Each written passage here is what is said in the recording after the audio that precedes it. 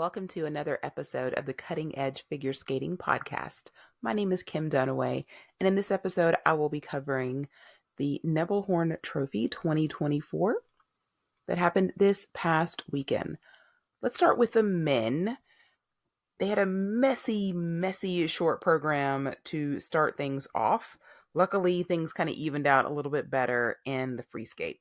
Our winner here was Sota Yamamoto of Japan. And in his short program, he did a really nice quad toe, triple toe to start, but then he popped his quad salchow into a double. And as you remember, got to do a triple jump or a quadruple jump in the short program. If you do a double jump as your solo jump, you're not going to get credit for it.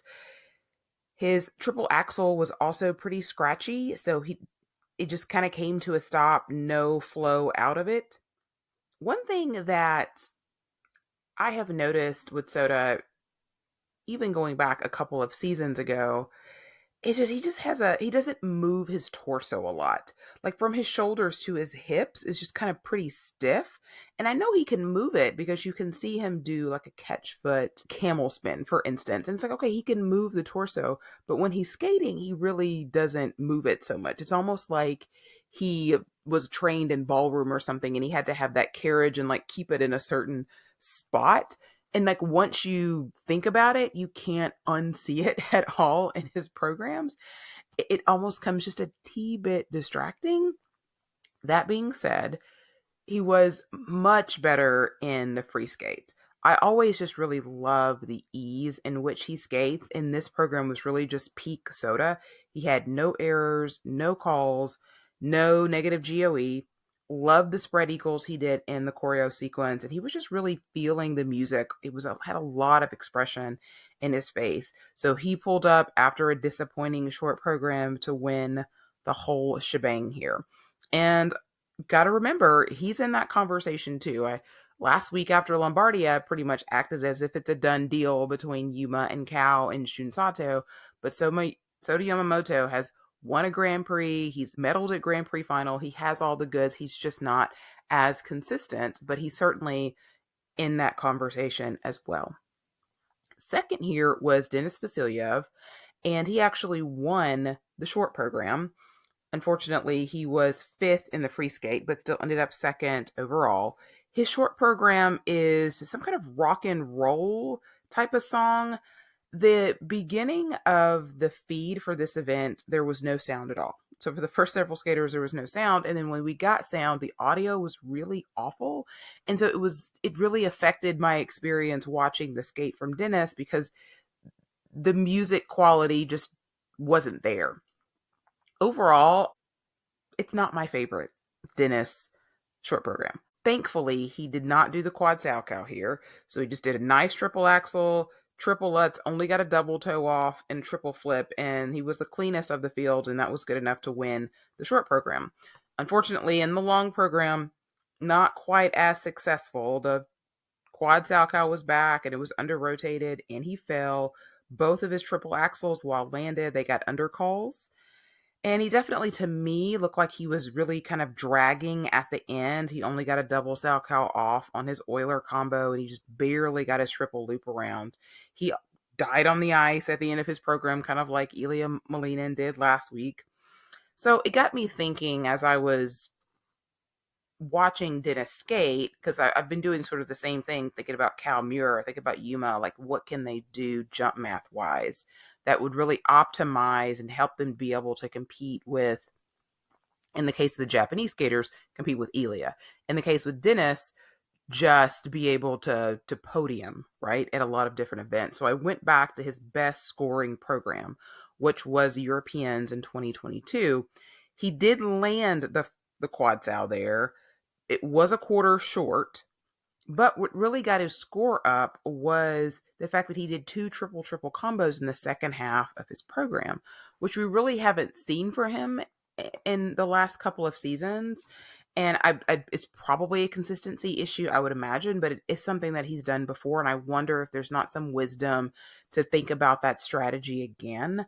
I also still feel very much like I did last season that he needs to go the Jason Brown route and just scrap the quad salchow. He's probably losing 4-ish points, give or take a point, by doing it under rotating and falling on it. So maybe that 3 or 4 points doesn't sound like a lot, but it might be the difference between a podium spot and not. So just a nice clean triple there would do so much more for him. But if they're intent on keeping the quad salchow in there, what else can they do later in the program to really be able to optimize the base value? And of course, fully rotating his jumps would also help. But his long program is to La Bayadere, which is a ballet. The best way I would describe it was that some of the music kind of sounds almost kind of like Don Quixote, but it's more of a Middle Eastern. That's the setting of that particular ballet. I think that over time I will grow to like the program. Here I watched it probably 3 times and I just kept feeling a bit underwhelmed, but it is early in the season. In third place here was Gabriele Fraggiapane of Italy. In his short program, he stepped out of his quad salchow, clean triple axel. It's a little wonky on both of his landings in his combo. Overall, I thought it was a decent program. I feel like he's more flamboyant than necessary for the music. And I feel like he almost needs something that really leans into his dramatic flair. I mean, because Fraggiapane really doesn't do subtle, right? I really did love the ending pose, though. That being said, in the free skate, he used more kind of piano music and it kind of worked for him. The lyrics came in later and it gave them the ability to sort of add a little bit more pop, but I didn't feel like he was overperforming it like he did in the short program. He had a couple of jumps that were on the quarter, but otherwise it was a really good jumping day for him.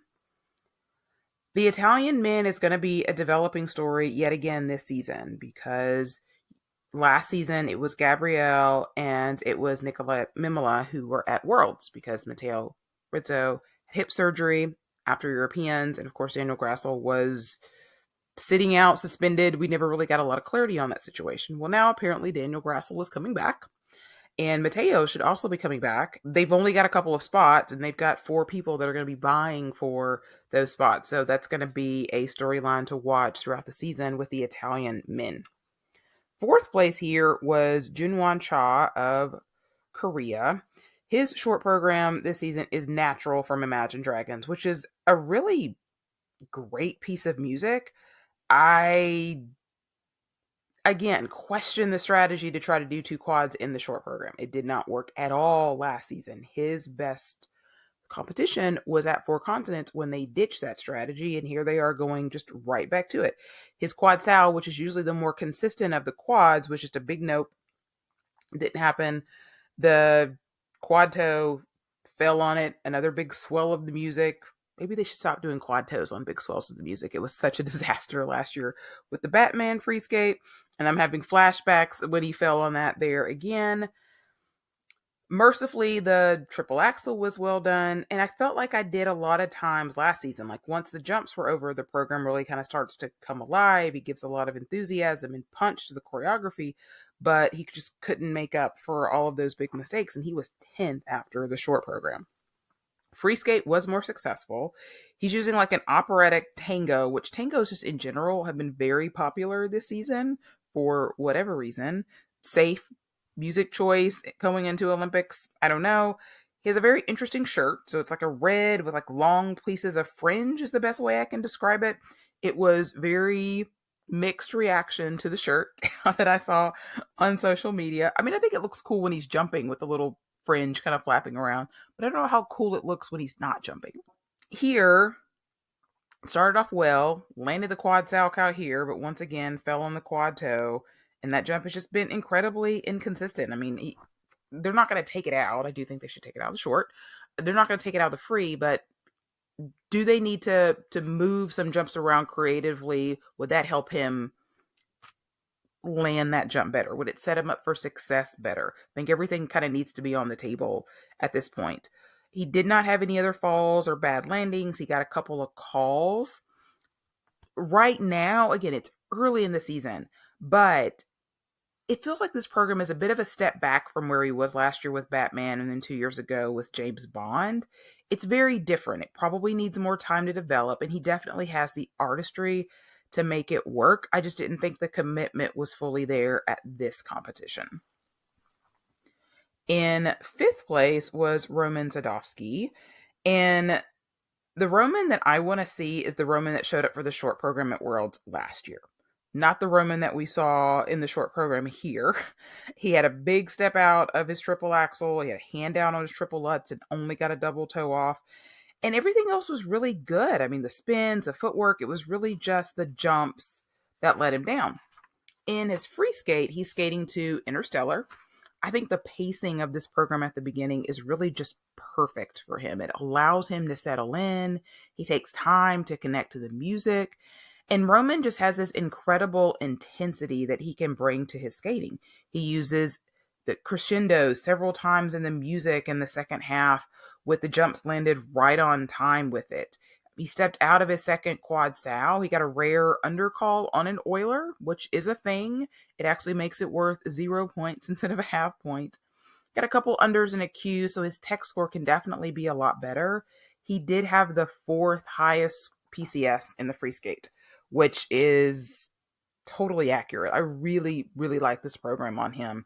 And I hope that he can keep this level and match it with a better short program, and we can really see Roman at his best this season. All right, other notables here outside of the top five. Andrew Torgashev of the US was in ninth. So his short program, he is repeating last year's short program that was so successful. The Infer by Strome, which made my season's best list last year. And coincidentally, it's being used by Nika Agazzi this year for his short program, as we saw last week in Lombardia. That being said, there was no sound on the feed when he went. He went very early on in the first group. And so it looked like it was going well, but it's so weird to watch with no music. Last year, because of injuries, he wasn't doing a quad in the short program later in the season. And it made the short program a lot more successful. He did the quad toe here, did not go well. He did basically 2.5 revolutions and opened up. So he ended up with a downgraded triple toe, which is a double toe with negative GOE. So we got 0.65 points. So it's like he didn't even do it, basically. He had a great triple axel, triple flip, triple toe. It was good. However, you cannot repeat the same jump in the short program unless you're doing it in combination. Like you can do a triple toe. But what you can't do is a solo triple toe and then a combination with the triple toe in the combo also. So because he didn't get the quad toe fully rotated, instead they gave him credit for a triple toe, even though they downgraded it. That meant that he already gotten credit for his triple toe. It totally messes up the score for his triple flip, triple toe because he gets basically a violation deduction, not a deduction, but it lowers the base value of his combo. And this is a problem that people have sometimes when they do a solo quad toe and then they do a triple toe in combination. We've seen it before a few other times. So unfortunately for him, that really affected his score, and he was quite behind coming out of the short program. He did have a really strong free skate to pull himself up to ninth. His free skate is to Scheherazade. I know I saw a lot of people on social media saying he was skating to Tosca. It is Scheherazade. I know a lot of times people get Scheherazade, Prince Igor, and Tosca kind of all, they do have similar sounding, like big bombastic brass. I get it, but it's Scheherazade. I definitely don't understand his costume choice. He's in a shiny, like purplish top that looks like he's skating to like a jazz piece, which Scheherazade is Middle Eastern. Not saying he's got to wear something Middle Eastern, but the top just kind of threw me off the whole time. It was just maybe like a blue shirt. Black, all black, kind of like Evan did when he did Scheherazade many, many, many years ago for the Olympics. It was just weird to me. But his jumps went really well. No quads, which is fine. I think overall the program needs more mileage, but I think it's got potential. In 11th place was the other American, that was Maxim Naumov. In his short program, he had some kind of like music orchestra conductor outfit with like the long tail.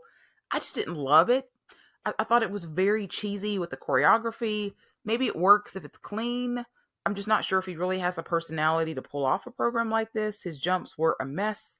Fell on the quad Salchow, stepped out of his triple axel and put his hand down, and he turned out of his triple lutz. He was very close to the boards and he only got a double toe off. So they were just all not what he was looking for. And Maxim is somebody who is also incredibly inconsistent at times. He's been great the last couple of years at nationals, but when we've seen him internationally, it's really been a big letdown.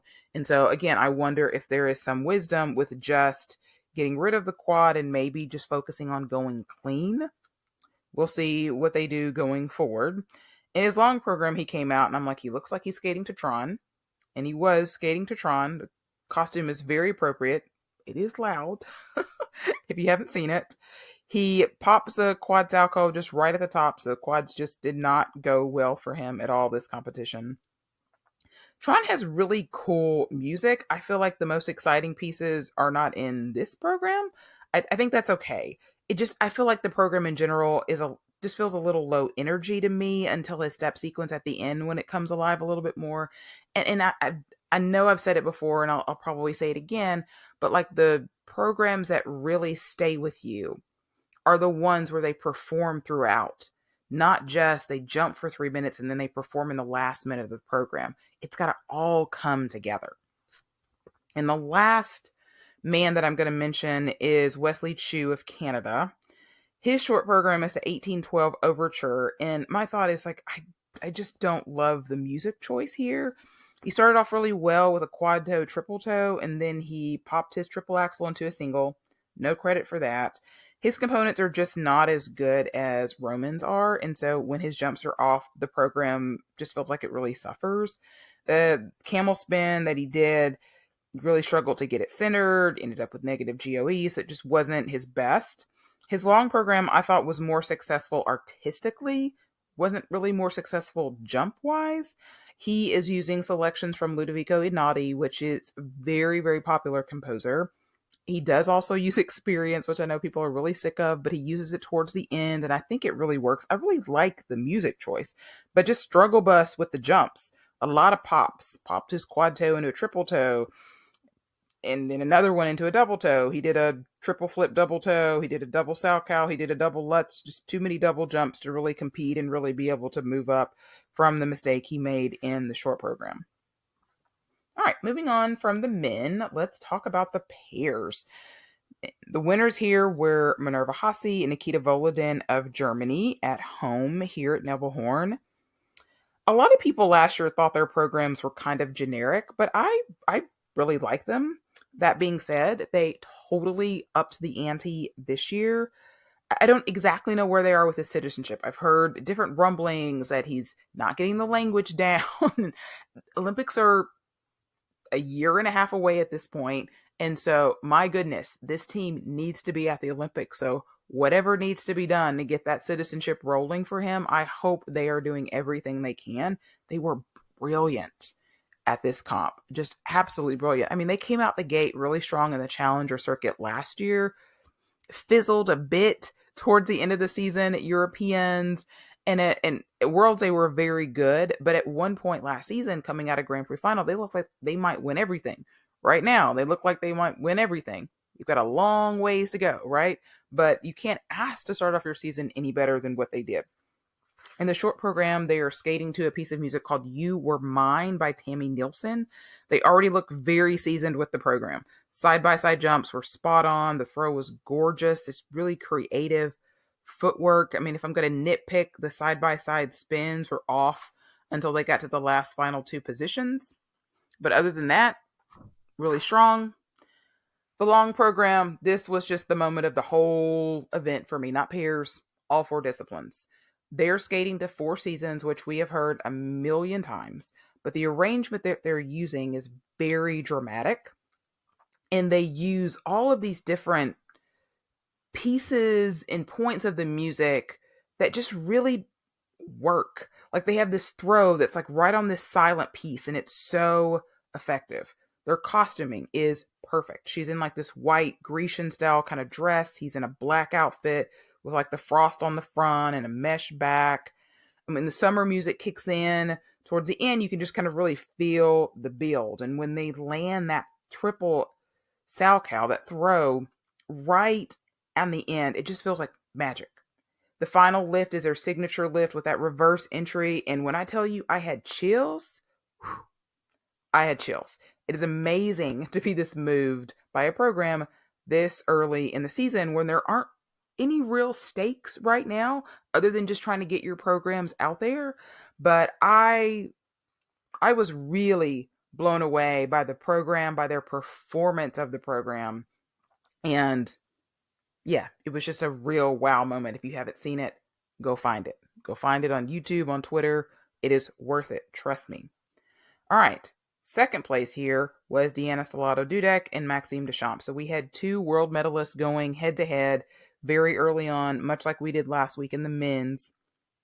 A lot of mixed reactions to both of their programs that I saw this weekend. I just want to tell everybody, calm down. It is just September. Like their Dracula free skate last year that was so fantastic and number one on my season's best list at the end of the year, it wasn't exactly singing when they debuted at Autumn Classic last year either. So take a step back, like they'll be okay, right? The more success a team or a single skater has coming into the Challenger, the less worried that I am when they don't win or not everything goes well. In their short program, they are skating to Crazy in Love by Beyonce. Now, this is not the same version that Fear and Gibson use in the ice dance competition. This is the covered, slow version from the 50 Shades of Grey movie. I have no idea if they're trying to portray those two characters or not. Their throw triple loop looked really good. And that was really their nemesis last season in a lot of the competitions was little wonky landings, a step out here and there. It looked really, really good. They were off sync on their side-by-side spins. And a lot of people were really confused as to how it was that they were third after the short program when they skated cleanly. And really the biggest difference between them, Hossie and Volodin, and Cam and O'Shea, who they were behind after the short program, was this step sequence. They only got a level 2 on their step sequence. Cam and O'Shea got a level 3. Hossie and Volodin got a level 4. And that made up 2 points of difference between where they were and where Hossie and Volodin were after the short program. Again, it's early in the season. They'll get those features together. But that was a difference. In the long program, they are skating to Blue Planet 2, the soundtrack from that. At first, I thought it was Avatar, like Way of Water. It has kind of a similar vibe to that, which Blue Planet, I think, is about like under the sea and like whales and that kind of thing. So I don't think they're trying to portray sea creatures here or anything. I think they're just using the music. It's really cool music. Their side-by-side jumps, triple toe, single axle, double axle, a little bit wonky for him. They were only doing side-by-side double salchows here. So obviously that's an area that they'll have to be stronger come showtime. But everything else really looked pretty good. The group 3 lift that they only got a level 3 on is actually the same one that they would struggle on with times last year. It was at the end of both of their programs last year. It's a really stunning, nice lift, but not surprising that they just got a level 3 on it because it is one that sometimes they struggle with. You basically see all the same elements of their free skate last year, just placed differently. I'm not knocking them. Everybody does it. Everybody does the same lifts, the same entries into their throws and all of these things. Like I said, I'm not worried about this team. In third place was Ellie Cam and Danny O'Shea from the United States. And they're coming off a win at the John Nix Classic just a couple of weeks ago. Did not have video, but they actually got positive GOE on a throw triple loop. So came into this going, okay, is this going to be the competition where they finally landed? And they did. And I got to tell you, I was so mad because I missed it. When they have competitions on Thursday, it's hard for me to be able to watch live every single. In fact, sometimes I can't watch anything live at all on a Thursday. And so when I got back to my cubicle and I saw that they got a 73, I was like, oh my gosh. And I missed it. I was so mad. But anyway, when I went back and saw it, it also gave me a little bit chills too. I got to be honest. So they're skating to Rain in My Black Eyes. Very well choreographed. Like last year, they do a really great job with the transitions. They've got nice speed in the footwork, which is a place that they were better than Deanna and Max. That lift they do where she starts on his thighs, I feel like is even better this year than it was last year. Of course, they landed that throw triple loop. Side by side, everything was really fantastic. A 73 is scored we haven't seen outside of Alexa and Brandon. Danny and their coach Drew Meekins were both just super thrilled with that score. And then came the free skate, and we came back down to earth. So in their long program, they are skating to Stand By Me by Florence and the Machines, which is an incredible piece of music. Started really well with the twist and the side by side triple toe, and then things just kind of went off the rails really quickly. So last year, in all of their struggle with all their throws, they were doing a throw triple salchow and a throw triple loop. This year, they have decided to throw out the throw triple salchow and do a throw triple lutz instead, which is bold because they didn't have a success with the salchow. Maybe they think that they'll have more success with a harder one, or because the salchow is the least valued throw jump that you're going to see pairs do. So we'll see if it's a strategy that pays off or not. It didn't go well here. It didn't go well at John Nick's Classic either. Fell on the throw, and it seemed like they lost some timing after that. They really kind of rushed into this dance style lift that they get into, where she's on his thighs. And Ellie couldn't quite get her footing on his legs. You could see the struggle, and I think that threw Danny's balance off, and he slipped, and they just both went down. And they seemed a bit off after that. They go into side-by-side triple salchows, and they both fell on those, which are usually pretty solid for them. They got back on track with the third triple loop, which was nice to see. But that whole sequence was really unfortunate because they had 5 falls between her fall on the throw jump and then them both falling on that transition lift and then them both falling on the triple sows. So the rest of the program was strong. They have just really great lifts with creative entries and transitions. But with all those mistakes and 5 points of deduction, they were 7th in the free skate. So they did stay on the podium thanks to their short program lead and some mistakes from Efimova and Mitrofanoff. Hopefully for them, they just had their worst program of the season and they've got it out of their system. Last year, they had a lot of falls, fluke falls, hard falls, and I would just like to see Ellie on her feet as much as possible this season. I think we all would. In 4th place here was Alicia Efimova and Misha Mitrofanoff of the U.S. And so this is a newer pair team. We just saw them domestically last season because we had to wait an entire year since Alicia had competed for Germany, which she previously competed with Ruben Blomart, who retired at the end of the 22-23 season. So they were 2nd at Nationals last year. A lot of people, myself included, thought they probably should have won over Ellie and Danny last year just based upon the performances. Here, were not as successful as they were at Nationals, unfortunately. In the short program, they're skating to like some Spanish flamenco style music. It's a great program. They do well with it. And honestly, I think Alicia can do just about any style except for maybe rock. There was one short program that she did with Blomart that was, it was kind of rockish. That didn't really work. But everything else she seems to do really well. But unfortunately, she did not land that side by side triple toe. Lands too low and she steps out of it badly and puts her hand down. The throw was well done, but it just has me wondering, because she's never been good at the side by side jumps. I mean, that's always been an issue for her with her previous partner. So I'm wondering, should they take a page out of Gilardi and Ambrosini's book? Should they do a side by side double axel instead of a side by side triple in the short program just to have an opportunity to skate clean? She did land it at National, so I know that she can land it. It's just incredibly inconsistent. I love the flip that they do into their ending post. I think it's a really strong way to end the program. It's a good program. The long program, just a rough day at the office. She doubled the triple salchow, so she didn't even try to land it. Then she fell on the triple toe. Then she fell on the throw triple loop. So a lot of mistakes.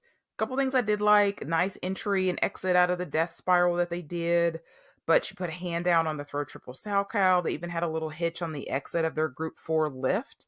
So they unfortunately were only 6 in the free skate, so not a lot better than Ellie and Danny, but they did stay in 4th place. We will see them on the Grand Prix. So they will be at Skate America in a month, and they will also be at the Grand Prix de France. And so definitely we'll be excited to see if we can see some improvements out of that team. And last team I'm going to talk about is Leah Pereira and Trent Michaud of Canada. They were in 5th. Trent is sporting a brand new haircut. So the choreographers that are listed on their ISU profile are Madison Hubble, Adrian Diaz, John Luke Baker, and Olivia Smart, which are all fantastic ice dancers. I just kind of wonder, like, what is the style for this team? What are they going for? Because I didn't care for either one of the music choices or either one of these programs. Short program, they're using Sing Sing Sing, and I'm just like, really? Like, Sing Sing Sings feel so juvenile to me. Like, I think it works for a team like Giotopoulos Moore and Golubeva, right? I mean, it works for a junior team, but I just don't get it for them. They're having problems on their throws again, so they fell on the triple loop here. Maybe they should go back to the throw triple Salchow, which was more successful for them in the short program. The loop has not been as consistent.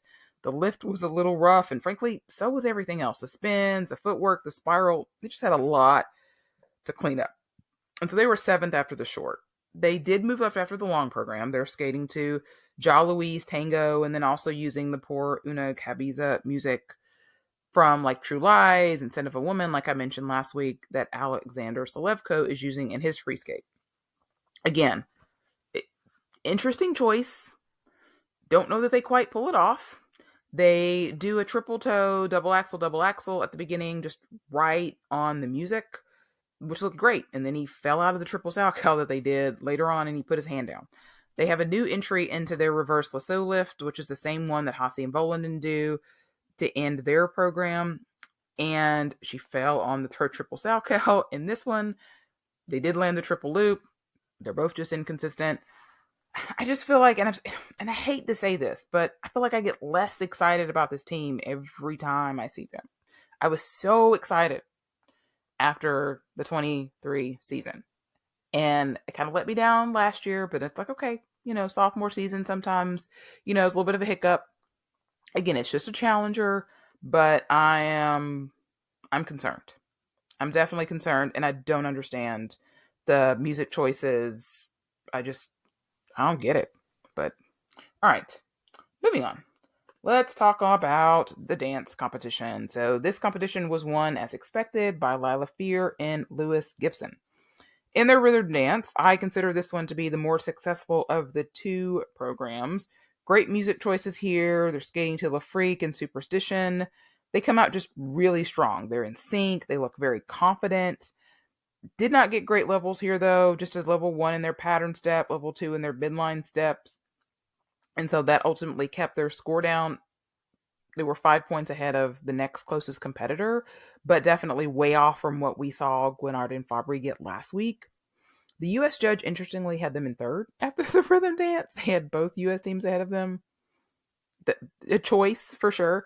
I don't agree with it, but just throwing that out there because the judge thought so. The free dance, they have gone back to the pop wheel, which I'm a little surprised. I thought that they would maybe take after the set, especially after the success of Rocky last year, which was still kind of pop at the end of the day, but it was a really different concept. Worked out really well for them, winning their first Grand Prix event.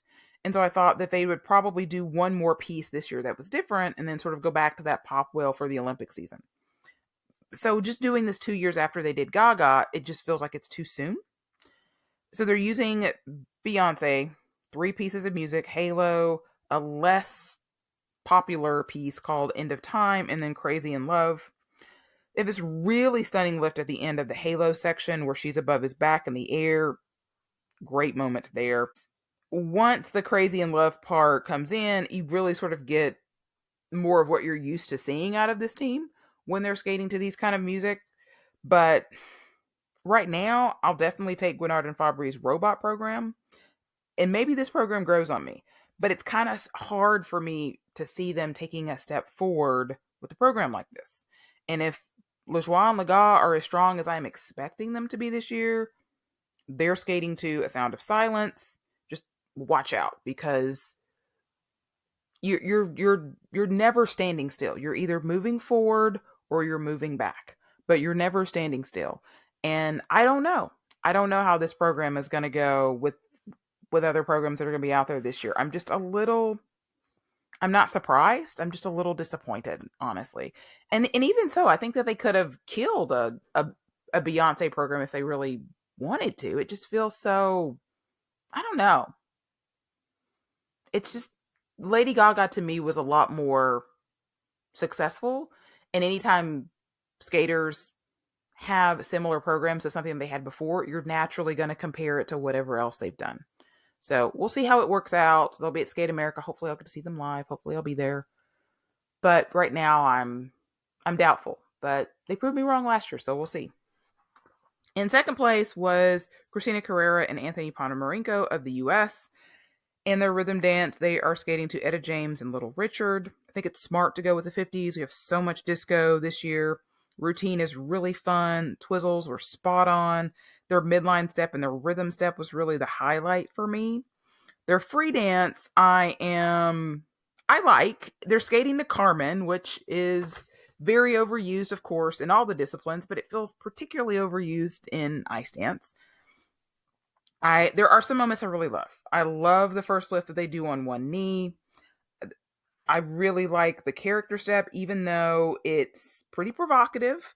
Christina does a really good job. They do it to Habanera, and it's kind of right in the middle of the program, which I like, as opposed to putting it at the end where it feels like it's more of a throwaway. At some point, their program kind of slows down and comes almost to a stop, like they're taking a page out of the Chalk and Bates book a little bit. I like that Christina's in a golden yellow instead of like the traditional red. I just feel like at the end of the day, they aren't bringing anything new to the table like they did last year. It just almost feels expected. And I love them, and I loved both pieces that they did last year. And I don't think in any way that these are a step back. Like I'm not saying that, like I just said with Fear and Gibson. But I just kind of feel like when they did something that felt more out of the box last season, then you do something that feels a little bit more expected. It almost feels a little safe in a way. I don't know. The only real issue at all in the program was that they were just a little off sync in their twizzles. It just kind of looked like Anthony was going too fast, but it was really well done. And like I said, I do like the program. I wonder in the landscape of US ice dance how it's gonna all roll out at the end of the day. But let me come back to that. I'm gonna stick a pin in that. Let's talk about Zingis and Kolesnik, who were third here. They came out in the rhythm dance to Staying Alive. They were very entertaining, high energy from beginning to end. The US judge actually had them in first, which is I'm always looking at what the US judges are doing when we have multiple US ice dance teams, because what are they saying? What are they really saying? Now, they had them third in the free dance, but just make it a note. The free dance was, I feel like, just brilliant contemporary piece. Kind of probably what I would have liked to have seen them do last year instead of Beauty and the Beast. But their 1 foot turn sequence that they do in the beginning is incredibly well done. Only Christine and Anthony were better. Had this really cool rotational lift where she's upside down, and then they go straight into a stationary lift where she's in the Billman position. The only little nitpick is her second set of twizzles gets her level knocked down a little bit. She's still not super duper clean on those things, but I really like their character step. I know not everybody liked it, but to me it felt like a real highlight. I think what most people were complaining about is the fact that they both do a cartwheel at some point in there, but I think it just really works with the music and works with the program. I dug it. Their last choreographic lift was just a little bit slow, but overall it's very strong. At Challengers, you only have 7 judges instead of 9. 3 of them had them in second. So 3 of them had them above Christina and Anthony. So, of course, everybody here was like, oh my goodness, we just had 2 brilliant US teams go right off Green and Parsons. Like, people are reading their obituaries, okay? So, I'm here to say, do not write off Green and Parsons. Like, they have been brilliant in the past. They have scored 122 in the past, and they've been 6th in the world. So just a couple of seasons ago, we were going to write off Christine and Anthony, right? I mean, they were like 7th at Nationals. Brody and Somerville were ahead of them. It looked like the move to London, Ontario to work with Scott Moyer wasn't the right decision. And now it looks like of course, they've had some tremendous changes with them. Their lifts are one of the things that have completely improved. Christina's confidence way better there, especially once Maddie Hubble joined the team. But Green and Parsons are still a very good pair, so I'm saying don't write off the Meta teams just yet. We haven't seen we haven't seen their best teams go. We've seen Annabelle Morozov and Jeffrey Chen. We've seen Katerina Wolf-Kostin and Dmitry Serovetsky.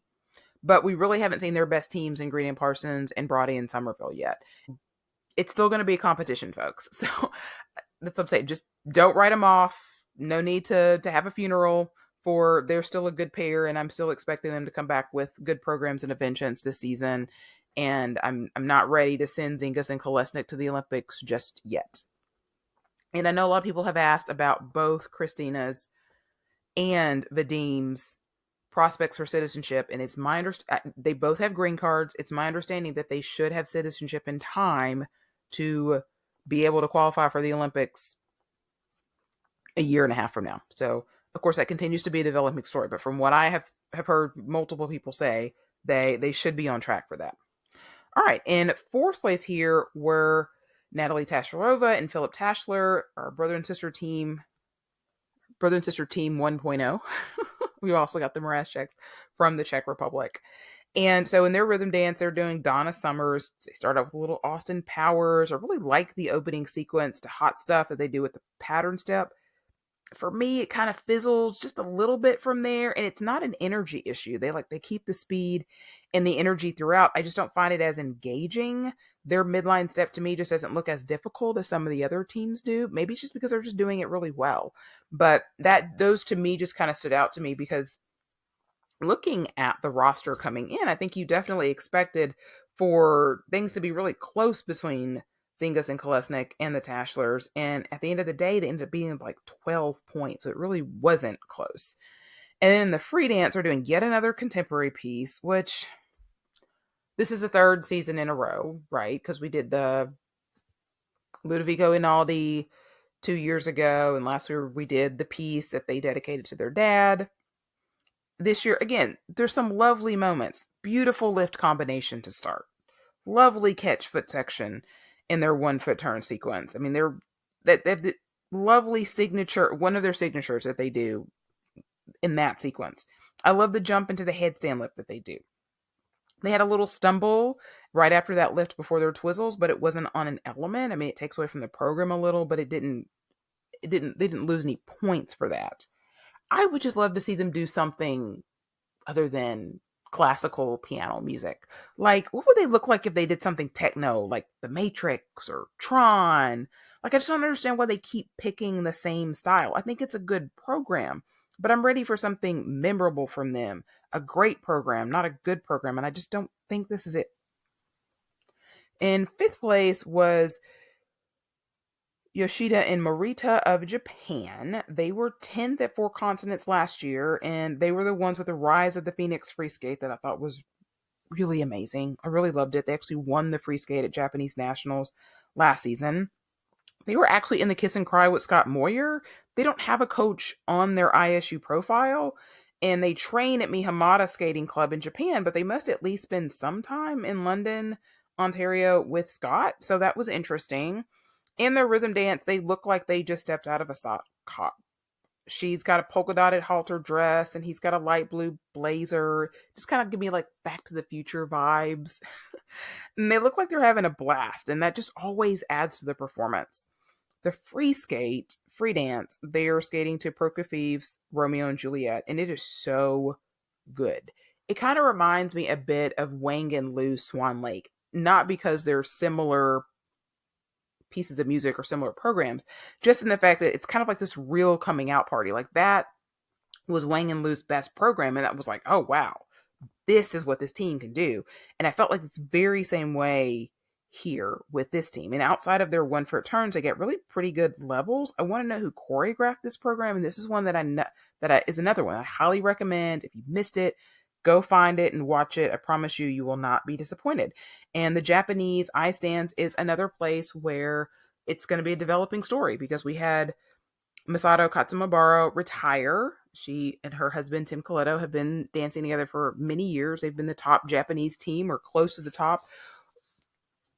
When Daisuke was skating, it was a little bit contentious there at times, but they represented the the Olympics. They just got their silver medals from the Olympics, but she is now retired, which means that Japanese number one is up for grabs. And Japanese number one was a bit up for grabs last season because they did not name who was going to go to Worlds until after Four Continents. But there are two really up and coming Japanese teams. And so that's going to be something to watch this season. Last team I'm going to talk about is Olivia Smart and Team Deek of Spain. Their rhythm dance, they're using some music from the late 60s, Janis Joplin and The Doors. I was just underwhelmed by the choreography. And then in the free dance, they're yet another team that's using Dune, which is, trust me, you guys are all going to be so sick of Dune by the end of the year. And like for me, I fell asleep like maybe an hour, maybe less into watching the movie a couple of years ago. And I woke up at the end and I was like, what even was that? Like, what just happened? I don't even know. Didn't feel any desire to go back and watch it. So, of course, I haven't seen the second one. So I really don't know anything about the storyline. I don't understand their costumes or if they're spot on with a character or not. To me, she looks like a character out of The Fifth Element. And he looks like if there was a robot on Mad Max with an orange scarf. Most of the comments I saw online were pretty down on the costumes as well. I think most people just do not understand the orange scarf that he has on his neck. So it was really distracting with the costumes. In the routine itself, there is potential there. Like there's elements in there that look good on their own, but it just didn't really come together. It didn't help that she's kind of started off with a big twizzle mistake right off the bat. So they're using music from Dune, but then towards the end of the program, The Feeling Begins comes on. And it's like, okay, that came out of nowhere. And then right as that music is coming on, they do this really cool lift when he's on one knee, kind of similar to what Christine and Anthony did well. He just falls on his butt. I don't know what happened exactly, but it just totally just took you out of the program. They ended up getting full credit on the lift, which is wild. They just lost 2 points for them falling. I guess they're saying that it would happen on the transition. I don't know. It looked like the lift failed to me, but obviously they satisfied enough elements of a lift to get full credit for it. I'm going to give this program another chance, and hopefully these are just growing pains, but I was confused, concerned. I'm concerned even for this pairing at this point. They have just had a lot of mistakes. This is yet another time when they scored sub 100 points in the free skate. I mean, I do think it's an improvement over Elvis last season, but that's not saying much. So we'll see how it develops over the course of the season and if they can cut out some of these mistakes that are just really, really dragging them down. All right, on to the last discipline, and that was the ladies. This event, surprisingly, at least for me, was won by lin-gracey of the US after I just came on here last week and was like, why did she get the host spot at Skate America? Shouldn't it have gone to Sarah Everhart? And I understood why they were trying to spread out the love. Whereas in my mind, I'm going, but if Sarah Everhart has two, then you never know. If she medals at both, maybe she makes it to the Grand Prix final. But anyway, I retract my statement. Elise came out and totally killed this competition. She won both the short program and the free skate, going away. So a lot of people don't know who on earth Elise lin-gracey is. So she is coached by Tammy Gamble. We've seen a lot of skaters come and go from Tammy Gamble over the years. Historically, they have a lot of under rotations. Audrey Shin was another Tammy Gamble skater as well. But mercifully, Elise got no calls in either of her program. That's huge. So she was in juniors last year. She was second in one junior Grand Prix event and fourth in another. Didn't have her best nationals. She was 10th there. Got the opportunity to go to Four Continents. Was pretty underwhelming there as well. She was 8th. Not terrible, not great, just kind of in the middle. Comes into this season, she was second at Cranberry Cup, sandwiched in between Sarah Everhart, who won, and Isabel Levito, who was third. And now she gets to show everybody why she got that host pick. So in her short program, you see right off the top, she skates with a lot of speed. I think her music is completely forgettable, but it was a very, very strong performance, and every element was strong. Her jumps were strong, her spins, footwork, all of it, really good. Long program, she's skating to Cleopatra, which means we got the Egyptian arms, which I know not everybody loves. I'm kind of neutral on them. I don't love them. I don't hate them. They're just kind of there. A lot of people were upset about her PCS here, but she only beat Isabeau by 0.01. 1/100th of a point did she beat Isabeau on PCS. And the program was really well done. I mean, she got 142 points in there. And I'm like, okay, that's the highest ladies total that we've seen in a while. So I got on skating scores and did a database search to look up what were the best US ladies free skates that we've had. And her free skate actually ranks 7th. So she's behind two programs from Brady Tennell, Alyssa Liu, Isabel Levito, Mariah Bell, and Ashley Wagner. So the last time an American got this high was Isabel Levito 2 years ago at the John Wilson Trophy, where she got 143. Another interesting note was 4 out of the top 10 U.S. ladies scores of all time were from Brady Tennell.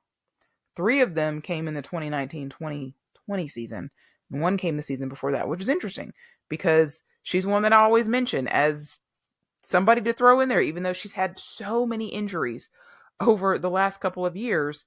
She has a history of scoring very, very well. So Elise here gets a second win over Isabel Levito in as many months. So I think this is huge for her. She's going to face off again against her at Skate America a month from now. And now you've got to throw her into this, what is becoming very crowded U.S. ladies between her, Isabeau, Amber, Sarah. We haven't seen Lindsay Thorngren yet. Alyssa Liu, of course, is coming back. Brady is coming back. Iva Marie Ziegler, we're going to see at some point, not in the Grand Prix, but at some point, a lot of U.S. ladies with a lot of potential here. And it's exciting. It's really exciting. I mean, U.S. women hasn't been this strong in quite a while. So I'm excited about it. All right. In second place here was Isabel Levito. So the U.S. ladies went 1-2 for the second week in a row. The Cranberry Cup last month, she did a short program to Swan Lake. So they've scrapped that, and she debuted a new short program at this event to Moon River, which is a piece that is performed by Audrey Hepburn in Breakfast at Tiffany's. So she's just using instrumental to it. She's rocking a very much Audrey Hepburn dress, black dress with pearl accents. What really got her in this competition were a lot of calls. So she ended up with the edge call on her triple Lutz, triple toe combination, and then she got a Q on the triple toe. So this is just a reminder here. And I might, like in between the challengers and the start of the Grand Prix, do a video on scoring, just to sort of put all of these things on one singular podcast. But just a reminder that if you get an edge call, and that's an E, if you see a little E on the scoring, that means that they'll lose 20% of the base value. It's different than an exclamation point, which means I got an unclear edge, which doesn't affect the base value, but it does affect the GOE. Then a Q, which is what she got on her triple toe, that is when means that they've called it on the quarter. It means they didn't get a full 3 revolutions, but like 2 3/4. So it's not an undercall. Anything less than that would be an undercall or potentially a full downgrade. And a Q also, there's no loss of base value, but it does affect the GOE. All right. That causes, because of the edge call, it calls a lower end of the base value of this combo for Isabeau. And then she also fell on her triple flip, and she ended up with a full downgrade on that, which also greatly affected her score because then she's just getting credit for a double flip. So big issues for her in the short program. And so she had to really work to come from behind in the long program, and she did because she was 5th after the short. And in the long program, she's able to pull herself up all the way to 2nd. I do think that the new Audrey Hepburn program is really cute, whereas the Swan Lake piece, which she wasn't using, again, a lot of typical pieces that you hear from Swan Lake, but it was just kind of boring. So I do think this is a better choice. Us, a lot of people, they loved it so much, they think she should keep it for next season. I'm not in that camp. I'm not a big fan of repeating programs. You just don't usually have the same magic the second year as you did the first year. And I'm also not that big of a fan of it that I think she should repeat it anyway. But I've seen a lot of talk of that. A lot of people really, really love love this program. And I do like it. Like I said, I think it's cute. Her free skate, really, really beautiful dress. She just kind of looks like a flower petal. I think it's a really pretty program. Honestly, the worst thing was her triple flip Euler triple Salchow combo that just kind of looks like she turns out of the triple flip, but really it's just a ugly Euler. Last season, she was doing a triple Lutz Euler triple Sal, and she would oftentimes have problems, not a lot of speed on that triple Salchow. She fell on it at least one competition. So this year it looks like they're doing a triple flip Euler, triple Salchow instead, and that looks to be smart because the speed and flow was a lot better on that. She did get an edge call on her second Lutz in this program, like she got an edge call on the Lutz in the short program. I saw a lot of people on social media said that they looked at all of her Lutzes and they felt like they all looked exactly the same and they did not understand the edge calls. And I get it, because sometimes it just comes down to a tech caller and the angle sometimes of the video that they're looking at. All right, in third place here was Hana Yoshida, and she was another one that had to come from behind. So in her short program, she is skating to a piece of music called Dark Clouds, and it, to me, kind of sounds like Blue Planet that Deanna and Max were using. Kind of sounds like music from Avatar. This one is choreographed by Benoit, just did the double axe on the short program, which I totally co-sign. Smart strategy, because most of the time last season, maybe all the time last season, pretty sure it was all the time, the triple axel was a fall. Of course, a lot of times last season, she would do the double axel, and then she would still make a mistake on her combo. Kind of like here. Does a double axel, but then does her triple Lutz and turns out of it, and then only gets a double toe off. And so that put her in seventh place after the short. I think she does drama really pretty well. I love some of the arm variations that she does in her final spin in this program. Her free skate is my favorite of the two programs. It is to music from a rock opera called Starmania. Never heard of it. It's choreographed by Lori Nickel, so I'm already a fan. Her dress is just killer. It is my favorite so far. It is like a dystopian star bonanza. It cut out, it's like even her hair. I love the whole get up. She nailed that triple axel right off the bat, and frankly, she landed 7 of her 8 planned triples. Only her second Lutz was a fail. She popped it into a single, and so that allowed her to pull all the way up from 7th to 3rd. And she was almost second in the free skate. She was just 100th behind Levito in the free skate. Love to see her going out and doing a strong long program, but what she's really got to work on going forward, especially when she gets into the Grand Prix, is finding a way to do a clean short program. That is what has held her back so much. It's what held her back at Worlds. She's really got to get that together. In fourth place here was Mona Chiba, also of Japan. Her short program, very different. She's doing Last Dance by Donna Summer. She's got this bright pink dress. Thought her triple Lutz triple toe looked good to the naked eye, but boy, did she get hammered. She got an unclear edge call and an under on both jumps. So big loss of base value. I really love the way that she holds her edge on that double axel that she does in this program for just an extended time. The only thing is, I feel the same way I did last year during her Dark Eyes short program. Like, I just want more face. Like, her body looks like she's having fun, but her face just doesn't match. In her free skate, she's doing classical, more comfortable style from her. It's well skated, nicely choreographed. The only jump that was problematic, again, to the naked eye was her triple Lutz that she did where she touched down. But the tech caller just had a field day with her. 6 of her jumps were called on the quarter. Her triple loop was fully downgraded. She had 2 unclear edge calls.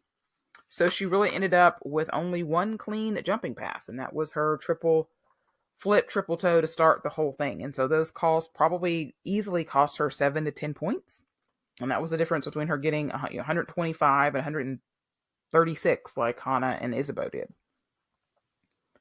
In fifth place was Livia Kaiser of Switzerland, and she beats her teammate Kimi Rapond here. In the short program, she only got off a double toe in her Lutz toe combo. Other than that, jumps are really fantastic. What I notice with her is a lot of her skating tends to happen in the middle of the rink. I just don't feel like she covers a lot of space, especially not throughout her program. I watched it 3 different times. And outside of her pattern into her triple flip, she just really does not utilize the entire ice. And I think this program also requires a bit more sass than what she's bringing to the table.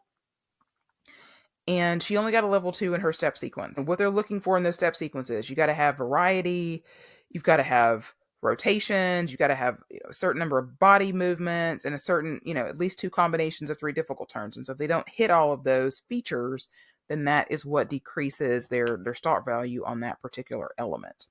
In her free skate, she was skating the afternoon of the fawn. She did a single axle at some point, and that was her only mistake. It's a really lovely program, another just gorgeous dress.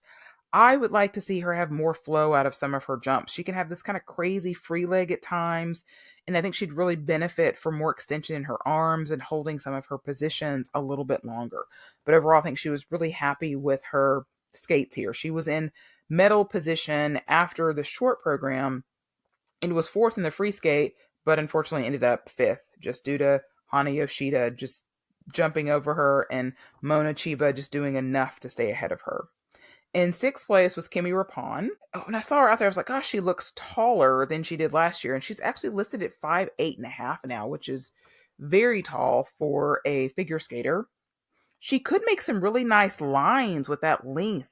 And I wish they would really lean into that more.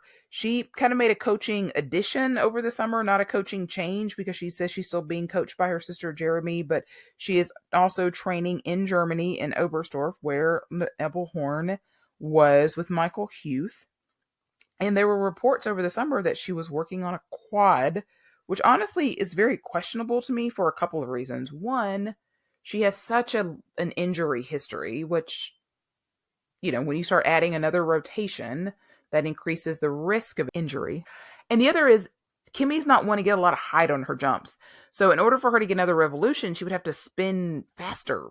And so it's hard to really see that happening. And I'm also questioning the wisdom of it just because she so rarely lands, especially in the short program, the tech content that she has now.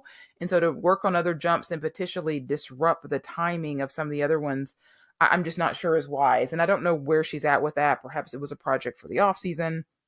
Don't know, but I know it was reported during the summer that was something that she was working on. In her short program, it's just kind of very similar to what we've seen a lot from Kimmy. A tough short program, digging herself in a hole and having to pull herself out of it in the free skate. So in the short program, she triple flip, just doesn't get fully rotated. It's never good when you land with that free leg still wrapped around your other leg. And on the triple lutz, she falls, and after she falls, she kind of hesitates for a moment, almost like she's going, what just happened? And it's just kind of hard for me as a viewer to really be invested in the program when there are so many mistakes. And then in the free skate, she's skating the Gladiator, very interesting dress. I like it, although if she were also dancing the Cirque du Soleil, the dress would also be appropriate. She finishes sixth in the free skate to pull herself up. I don't find the program particularly remarkable. I feel like Gladiator requires a bit more artistry, whereas the Dawn of Faith piece that she used last year, she could kind of get away with just having a lot of intensity. She lands everything. She does get a couple of unclear edge calls on both her LUT and her first flip. Her second flip got an undercall. She just doesn't get a ton of GOE in general because she doesn't get a lot of height on her jumps, like I mentioned before. And I have put this in my notes the last couple of competitions, and I've scratched it out. But just on a health note, I really hope that she's fueling herself, because I'm just not sure that she is. And that concerns me, especially when people start having a lot of injury issues. It just concerns me. All right, seventh place here. Last skater I'm going to talk about was Madeline Skizis of Canada. In her short program this season, she is using The Lion King, which is an interesting music choice. The cut is a little strange, and I feel like The Lion King is probably better suited for a long program because there's so much good material to use. To sort of confine it to a short program is tough. She's got a beautiful costume. It's kind of exotic looking. She nails her triple lutz and then proceeds to fall on her triple toe. The triple loop was beautiful, and she really looks like she's having fun and enjoying the footwork. She adds a lot of facial expressions and some pizzazz, and overall, I do like the program. Her long program, she has this nice catch foot spiral at the beginning. I would love it to be a little bit longer, but rough start. She falls on her triple flip, and then she doubles her triple lutz, even though she still gets the 2 double axles off after it, which if she lands that, I mean, a triple Lutz, double axel, that's a big, huge point getter.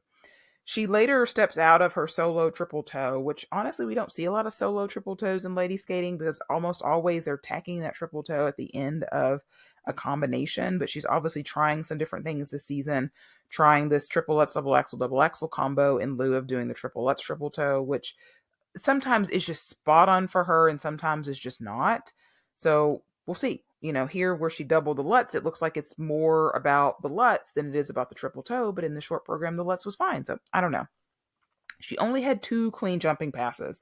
The one silver lining is that she was able to finish ahead of Sarah Maud Dupuis, who actually had a worse free skate than she did, and actually ended up dropping behind her because Sarah Maud Dupuis was in 4th after the short program, which was pretty surprising. But at least Madeline Schizas was the top Canadian lady here. All right. So, Pam Chico awards for this competition. I got 2. One is very obvious. Hassan Boladin's long program, because for all the reasons I said before, it gave me chills. It moved me. And then I'm also giving out one for Ellie and Danny. That short program they did was really fantastic. Beautifully skated, landed, well choreographed. Also got some chills from that too. So those 2 are getting my Pam Chinkos this week. All right, so what's next? The next challenger that we'll see will be the Dennis 10 Memorial Challenge. So ordinarily we would have Finlandia Trophy kind of slotted in between Nebelhorn and Dennis 10, but since Finlandia is a Grand Prix event this year, we're not having it as a challenger. And so Dennis 10 Memorial Challenge, to me, it doesn't have a whole lot of really notable names. Daniel Grassel will be there, Mikhail Shadorov, Anastasia Gubanova, Kaya Ruder, Star Andrews, the Mrazcheks, the Tashlers again, Lemon Kwan, the Browns, and Flores and Desiatov. So I don't have plans to cover the Dennis 10 competition, but Budapest will be the following weekend, and that one has a lot more bigger names, especially in ice dance. So at that one, we'll see Matteo Rizzo, Lucas Bridgke, Alyssa Liu, Lindsay Thorngren, and then a load of ice dance teams. So Juan Laga, Turkila and First Lewis, Orihara and Pirinen, Demoget and Le Mercier, Brody and Somerville, Carrera and Ponomarenko again, and Lemon Kwan. So I definitely plan to carry Budapest Trophy. So in between now and then, I'm going to get caught up on the Junior Grand Prix. So definitely look for episodes of that coming out soon. As always, thank you guys so much for listening to the podcast and interacting with me. You can find me on all the socials at Ice Skate Podcast. That's X, Instagram.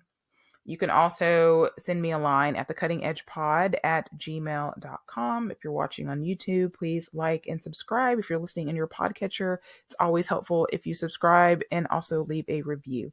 Hope you have a great rest of your week and go and enjoy some of those programs that I told you about. Goodbye, everybody.